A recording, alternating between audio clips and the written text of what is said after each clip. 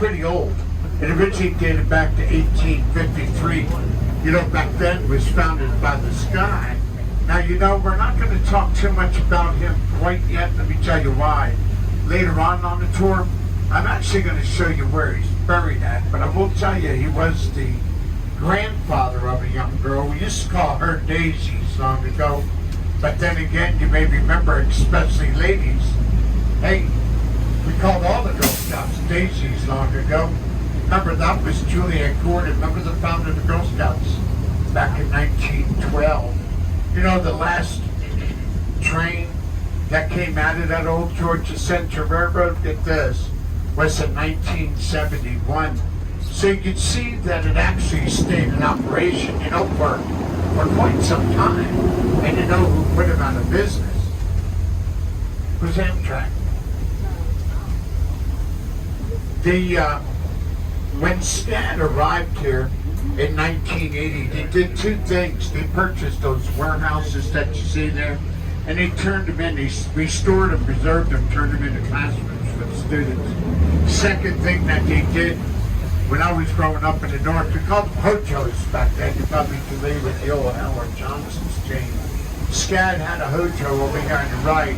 I guess it's been now 6-7 years, so when they had me tore it down, you know, haven't developed the property. When SCAD arrived here in 1980, get this, there were only 79 students enrolled. Had we had this conversation prior to the pandemic, I would have told you there were 35,000 students enrolled. You know? So that's just a little bit about where we're at. We're going to go ahead and work our way. They're going to jump up on board. You know, I knew I was going to stay 4 feet long. It was 21 feet wide. And on that ship, the Ann, he had brought with him what were called indentured servants. And you know, he brought 114 indentured servants with him. And they were indentured to Oglethorpe for a period of 4 to 7 years. Once their indenturance was up, Oglethorpe turns around. You get this. He gives them a new life. Hey, not bad. You know, indentured servants in England at the time were considered better. And I'll be honest with you, if it wasn't for James Edward Oglethorpe, folks, man, those debtors, they would have died in an English prison. Well, out of that 114 indentured servants, 35 of them were family members. And get this, 50 of the original 114 had died within the first year. And because Oglethorpe was in from England, he's to one side that he wants to utilize England as the pattern, you know, when he's laying out the colony. So he laid out what were called squares. Laid out 24 of them squares. Interesting enough, at one time we had 24 squares. We lost 2 of them due to municipal buildings. Let me show you both of them for an example. Take a look off to your 9 o'clock. Y'all see that large white municipal building there? It used to be called Liberty Square. It was the first square, you know, ever lost due to a municipal building. But I always like to remind the guests today, hey, looking at the largest bed and breakfast in the city, guys, you can imagine what it is. It's a jail, and it's a Chatham County jail. It's kind of ironic how it goes to be from Liberty Square, you know, to a jail. Well, coming up on your right is going to be the Savannah Civic Center. And they call this the home of the Johnny Mercer Theater. Hey folks, I'm thinking some of us are probably familiar with the name Johnny Mercer. Very well known as a songwriter, responsible for a lot of songs. You Must Have Been a Beautiful Baby, As the Angels Sing, Keepers, Creepers, Pennies from Heaven. And I wouldn't worry too much about these songs neither, folks. We're going to sing a lot of them towards the end of the tour. But we always like to boast about, how about Moon River? Hey, you see Moon River? It does exist. And if you're familiar with the lyrics of the song, well, you know it's true. Moon River is also wider than a... Nobody? Wider than a mile. got it. Cross it in style, and that's okay. And folks, later on, I'm going to show you where Johnny Mercer spent a lot of his time. You know, when he was growing up, as a young boy as well. You know, folks, our squares, I honestly think that our squares is really what gives Savannah by far its southern charm. Our squares are named after someone or something of particular interest, and we're going to be working our way into one of many squares. It's going to be called Chippewa Square. It was originally named in honor of the Battle of Chippewa of 1812. However, today, movies. We're going to be talking about a lot of movies. One of my most favorite movies, how about old Forrest Gump? Remember old Tom Hanks sat on the bench with the box of chocolates back then? He was looking down what was called Bull Street. Well, shortly after the filming of the movie, the cities have been worried about vandalism. And he said, look, you need to move the bench out of Chippewa Square, because if you don't, then hey, somebody else will. So they took the bench, they took the suitcase, they placed them both in the Visitor Center Museum, where a lot of us left from, remember, at the beginning of the tour. But we're going to come all the ways around the square. I'll show you where it was located at. Look up here. Right. If you would, put this on the back burner. Notice how the stairs go up on the left. Notice how the stairs go up on the right. And they're called serpentine stairs. If you would, keep them in mind. When we get over by stop number 8, I'm going to tell you a funny but another true story why they go up on the left and the right. Look up to your right. This is, like I said, called the Moses Eastman's Mansion. What I'd like for you to notice are the black medallions along the wrought iron fence there. The black medallions are actually of famous poets, painters, and presidents. And if you were to come back and read those medallions, you would say to yourselves, hey, the names on them are misspelled. And you know, folks, you'd be absolutely right. You know, originally they were made by a group of slaves. Back then it was on what was called the Grandeur Plantation. Today, that's located in South Carolina. But if you would, keep in mind that back then, folks, unfortunately, slaves, well, hey, they weren't allowed to read nor write. So that's why you'll find a lot of medallions were actually spelled wrong. Take a look up to your right. And the maps coming up would be stop number 2.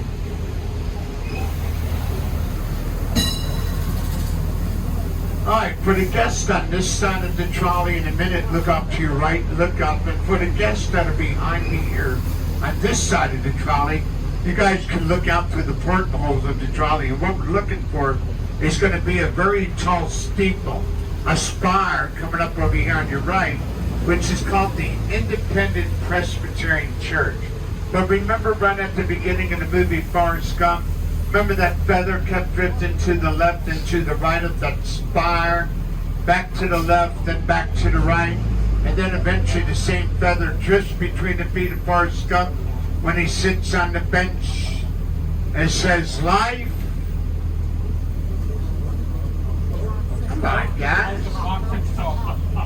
Take a look up to your left. You see where the black rectangular marker says Chippewa Square? And that's exactly where the old bench was located at. If you remember, Forrest Gump was looking to you right now, Oak Street. Alright, if you would, keep the name William J. in the back of your mind. Savannah Theater, it's 1818. The guy's only 24 years old. Let me show you the work of my most favorite blacksmith. His name was Ivan Bailey. Take a look up to your right and check out these dolphin-looking characters. We call them griffins. There's going to be 2 of them. There's one here on your right on the drain pipes, and another one, good time to see them, and another one coming up on your right. Hey folks, if you would keep in mind, Savannah and New Orleans, there's 2 things about us. Well, actually, there's 3 things about us. 1, we're very haunted. 2, we're very superstitious. It says that whenever it rains, the water will wash out those dolphins' mouths. It's supposed to wash away the bad spirits of the home. And 3, we both have to-go cups. Alright, over here on your right, about Sixpence Buck. Remember the movie Something to Talk About, Julia Roberts and Dennis Quaid. Remember the movie Julia Roberts and her daughter driving up the street? Daughter turns around to Julia Roberts and says, "Look, Mom, there's Daddy's truck." Well, remember, it was parked outside the very authentic British pub there on your right called Sixpence Buck. And in the movie, Julia Roberts trying to figure this out, she just got off the phone with her husband, Dennis Quaid, who said, "Hey, don't think I'm going to be able to make it home this evening. Gotta work, mate."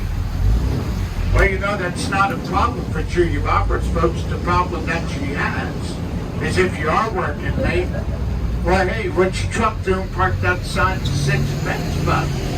So remember, by this time now she's a little bit curious. So she walks up to the front window and she looks in, and lo and behold, there's Dennis Quaid sitting inside,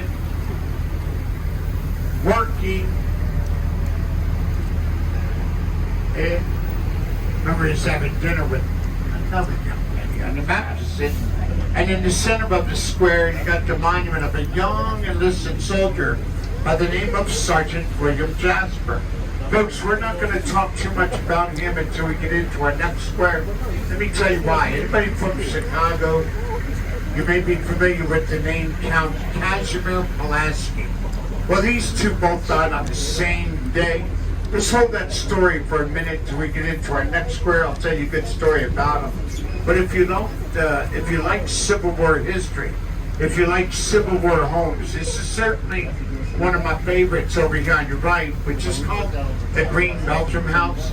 Hey folks, the Green Belgium House was originally built in 1854 at a cost of, get this, $76,000. It was built for a guy by the name of Charles Green. He was a very wealthy cotton broker as well as a jeweler. But if you would, notice what the marker here on your right says. Old Sherman's headquarters. Now you got the infamous March to the Sea. Now you got General Sherman marching from Atlanta to Savannah. And with him he's bringing 60,000 Union soldiers. If you would, folks, remember that, because it's going to haunt us later on in another story. But the guy's burning a path of fire that's 60 miles wide. When General Sherman arrives, he sits down in the Green Belgium House, and now he writes the president, remember that's Abraham Lincoln, a very famous telegram, and he gives him the city of Savannah as a Christmas present. This happened on December 22nd of 1864. All right, Midnight in the Garden of Good and Evil. Anybody read the book, seen the movie? All right, couple. We'll do some book highlights for you. In the center of Monterey Square is the monument there of Count Casimir Pulaski. Remember the soldier we just passed, Sergeant William Jasper? Well, you see, these two both died on October 9th of 1779. The only reason I remember the battle, it only lasted for 20 hours. 477 soldiers died during that battle. Well, if you notice on the center of the monument, there's a sculpture of a horse. No matter where you ever travel, you ever see a sculpture of a horse on the monument of the horse has one hoof up? Remember that is on top of the horse simply means that they were wounded during the battle. But if both the hoofs are up, well, which thing? Died during the battle. And if all four of the hoofs are up, there you go, the horse died too.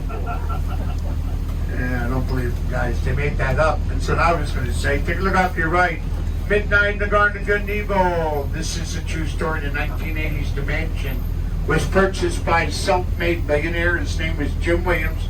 He was 53 years old, and the movie played by Kevin Spacey. He turns around one night and he shoots his lover slash co-worker. His name was Danny Lewis Hanford. In the movie played by Jude Law, shot him 3 times, killed him in his study. Look up to your right. Jim Williams' study was on the second floor to your far left. Well, you see, from this comes Midnight in the Garden of Good and Evil. Nobody ever thought for 1 second that the movie was really going to do as well as it did.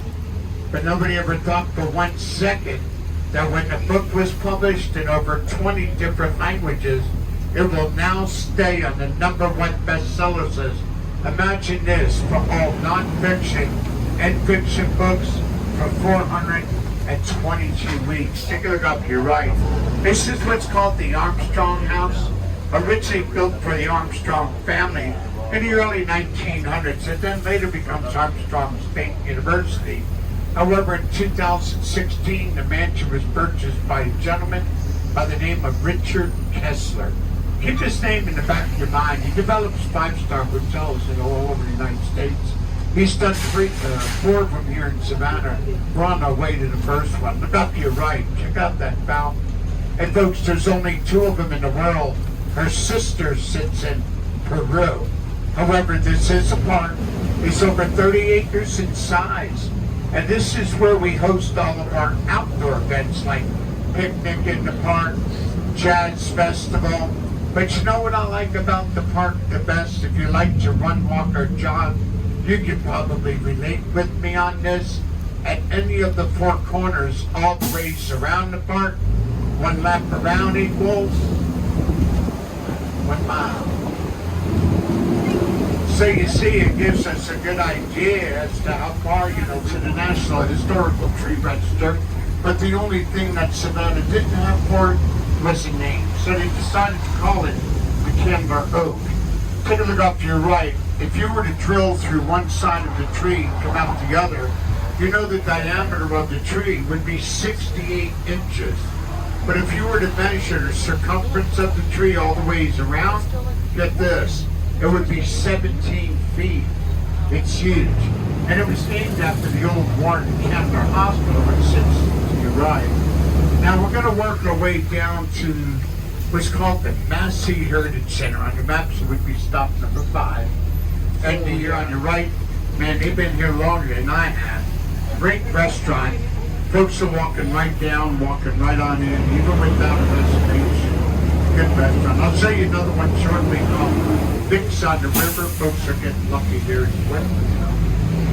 All right, let's work our way into what's called City Market.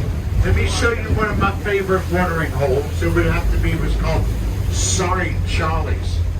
And folks, Sorry Charlie's has always been popular, but I'll tell you, it's even more popular now because they just finished up a brand new rooftop bar. Take a look up to your left coming up. And what's nice about it, you can listen to entertainment up top, and then look over, you got entertainment going on in the City Market, They started to do to them. They did, they taxed them and they charged them for it. Hey, if you would, take a look up to your left and your right. Y'all see these bridges? This is what's called Factors Walk. And if you would, keep them in mind until we get up to stop number 12, and I'll put it all together for us. If you're not familiar with River Street, take a look up to your left and your right. A ton of fun. Nothing but art galleries, souvenir shops, pubs, restaurants, live entertainment, and it probably won't go to sleep until Monday. A lot of fun. Over on your left, check out the convention center. We host a lot of conventions. To the right of it, folks, check out the largest hotel in the city. It's called the Westin. You see the large yacht out in front of the Westin, folks? That's my house. That's the only lie I told you on this tour. No, they never come under anybody's name, They're pretty hard to find out, to be honest with you.